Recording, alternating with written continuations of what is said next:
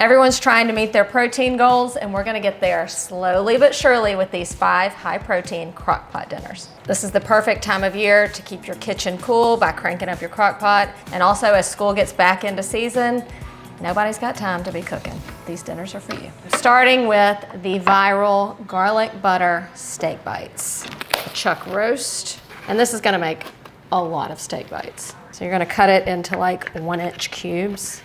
A little extra flavor, I'm going in with some onion. On top of that, I'm going in with the au jus mix.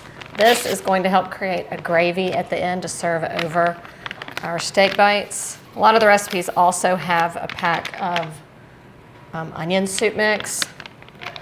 Then y'all get all mad because there's too much sodium in it. So I'm just doing real onion, 1 pack of this.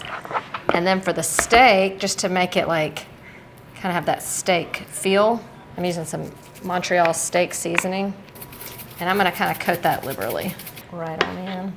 And then we can't call it garlic butter steak bites without garlic and butter, and I'm going in with lots of garlic. I've seen this recipe and people only use like 4 cloves of garlic. Don't be scared. Go right on top. The garlic and the butter. 4 tablespoons of butter. See, as that butter starts to melt on this, and it's sitting right with the garlic, it's all gonna kind of infuse together and then go into the meat. And then just a little bit of beef broth. That's it. Locked and loaded. Woo! Steam. Now you gotta put your hand over the steam. Why would you do that? Oh. The way this smells like garlic butter is amazing. It's like, it smells like garlic bread dipped in buttery steak. I always feel like when people are really trying to get in their protein, they're cutting their carbs a little bit. So, a little trick. Some mashed cauliflower. Now my kids can always tell the difference. So, I've got some mashed potatoes, and then you can stretch them by stirring in a little mashed cauliflower.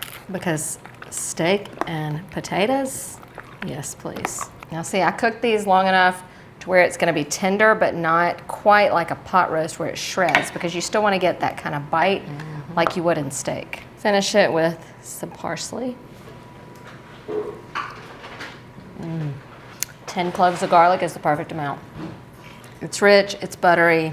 You definitely get the garlic. You're gonna wanna serve this with something to sop up that juice, that's all I'm saying. I will have no problem hitting my protein dinner goal with this meal, just saying. Crockpot Carnitas. This happens to be one of my favorite things in the world. This is your Taco Tuesday thing to do. That's not your normal taco. So this starts with pork shoulder, pork butt. If you find this cubed up, you can get boneless, bone in. I got what was on sale, which is this bone in, and this is also gonna make a ton of food. And then I'm just gonna cut it into kind of big chunks. Now I'm saving this like piece that's left that surrounds the bone, because if you know me, this is going in my Sunday sauce.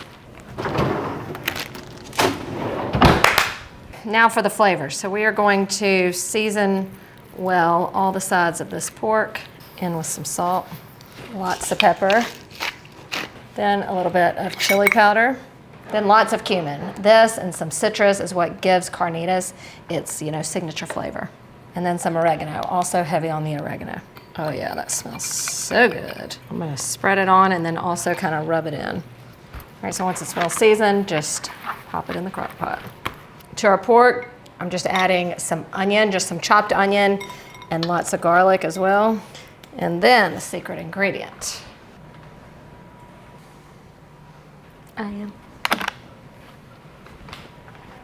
Orange juice. Ow. Orange juice. Fresh is the way to go. Oh my God, that's pretty. Oh my God, I need to make a cocktail with that juice. Oh my gosh, this is gonna be so good. This one's gonna take a while, so this is the one you can put on before you go to work. To up the protein, even though this whole crock pot is full of protein, all it is protein in here, you can find tortillas that have extra protein or low carbs too, and then grill them up a little bit and they're good to go. You would have thought they were in the oven, but they weren't. The sugar from the orange juice kind of caramelizes on there. I mean, these are just literally melt. You know, the pork's pretty rich, so things like pickled onions and lime juice are gonna cut through some of that richness in the most delightful way. I mean, I could probably eat 20 of these. Ridiculous. It's off the charts. It's so juicy and rich, but like in the best way. That meat is so tender, and then when you put a little bit of brightness with the lime juice and the pickled onions, your Taco Tuesdays just got a lot better. That was so good. I have a feeling that this one might be my favorite one of the day. This one is high protein crock-pot buffalo chicken mac and cheese. Need I say more? This is like a two-step cooking process because we're going to cook the chicken until it's shreddable, and then we stir everything else in and let it finish. And then we know buffalo chicken and ranch, so I am adding in a packet of ranch seasoning. Then the buffalo sauce. It's a lot of buffalo. And then for my first added protein trick, I'm gonna use bone broth instead of chicken stock. This has 8 grams per serving, so this has 32 grams of protein just in this. And then that's it. This is going to cook on high for about 2.5 hours, just until the chicken is ready to be shredded. You could also do it on low for about 4 hours. All right, now it is time to add even more protein to our already protein-packed buffalo mac and cheese. First, I'm going to take out the chicken and chop it up a little bit. Whoa. Ah, I love that smell. This has been just over 2 hours. You can shred it if you want to. I'm just kind of cutting it into small pieces. I mean, you can cut this with a butter knife, really. Back in the crock pot. A lot of flavor that's going to be absorbed into the pasta. Okay, speaking of the pasta, I'm using the protein pasta. Whole box, uncooked, going in. I'm gonna add a little cream cheese, but instead of just all cream cheese like you would in your buffalo chicken dip, I'm going to do some cottage cheese because it's packed with protein, we know. Trust the process, and trust me, I know you do. All right, and then I'm gonna go in with about 2/3 of the cheese, just cheddar cheese. And then we're gonna cover this back up, turn it on high for about a half hour or so until the liquid has absorbed into the pasta, and it will make the pasta tender. All right, so everything is cooked perfectly. I'm gonna add in some more cheese, let it tighten up. Now this one will firm up a little bit as it sits and cools slightly, but we're digging right in. I'm gonna top it with just some simple green onions. You could also add in some crumbled blue cheese if you like that with your buffalo chicken, just a thought. Oh my gosh, it smells good. I wouldn't be mad if you just wanted to drizzle with just like a tiny bit more sauce. Give me all the protein dinners that also include carbs. That's what I'm talking about. A plus plus plus plus. The chicken cooked to perfection. The noodles are perfect. Sauce is super creamy. The cottage cheese just blended right in. You don't even see it. Crock-pot buffalo chicken mac and cheese. You're gonna wanna make this one. And for my next trick, easier than ordering takeout, I'm making beef bulgogi. This is gonna be the easiest one of the day. So I'm starting off with pre-sliced beef that you can get in the meat section. The recipe suggests marinating, so you could prep this the night before and then throw it in your crock pot in the morning. I have a feeling it's going to be just as delicious without that step. More garlic. One of my favorite shortcuts in the kitchen is buying pre-peeled garlic. So I'm just gonna smash and rough chop 2 or 3 cloves.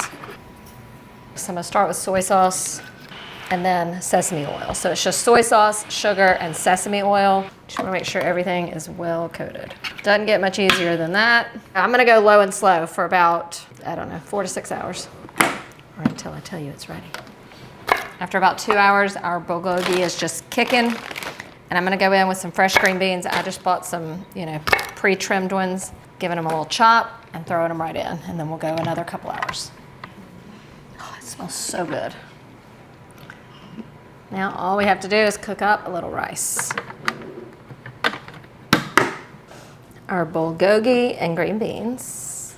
Oh, it smells so good. You can really smell that sesame in there. Just a little salt for those green beans. All right, and then finish it off with a little bit of green onion and sesame seed. This right here is the meal your whole family will love. Perfect bite.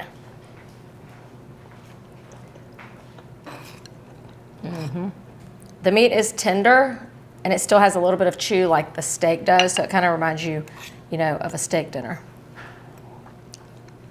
There's nothing not to like here. It's basically a 2-ingredient dinner, packed with flavor and protein. It's a win-win.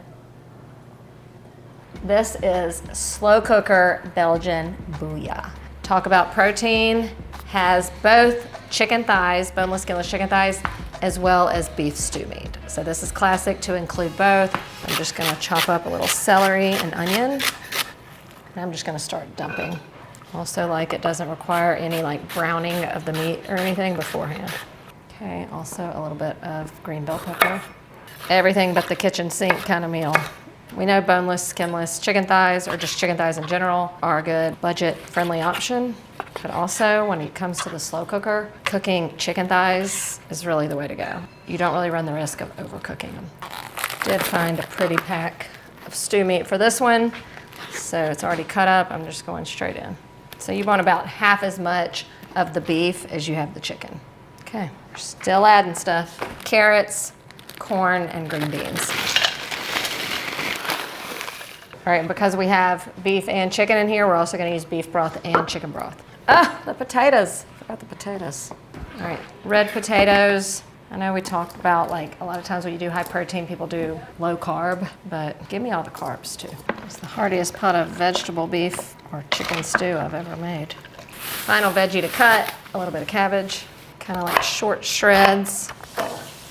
All right, now time to season it up and bring it together. Going in with a can of diced tomatoes, salt, a little oregano, basil, and celery salt. The biggest challenge of this meal is stirring it up, getting it all incorporated. I feel like I'm about to get in here with my hands. And then as it cooks, it's gonna shrink down a little bit, so you'll be able to stir it better in a little while. Let's go kill some time, because we got lots of it. Booyah. I couldn't not do it. Okay. A pot full of protein in the form of booyah. It does make you want to say booyah. Those potatoes have kind of broken down, and it's made this a creamy kind of stew situation. The heartiest vegetable soup I've ever made. Of course, gotta brighten it up. Some parsley and a little crack of pep. My first bowl of booyah. This just makes you feel good inside.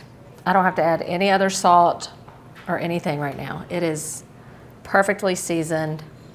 That's a perfect 10 out of 10. And it makes you feel healthy eating it. I love the way some of the potatoes have broken down in here. It's something different, but it is the perfect protein-packed meal to end a long day. It's so good.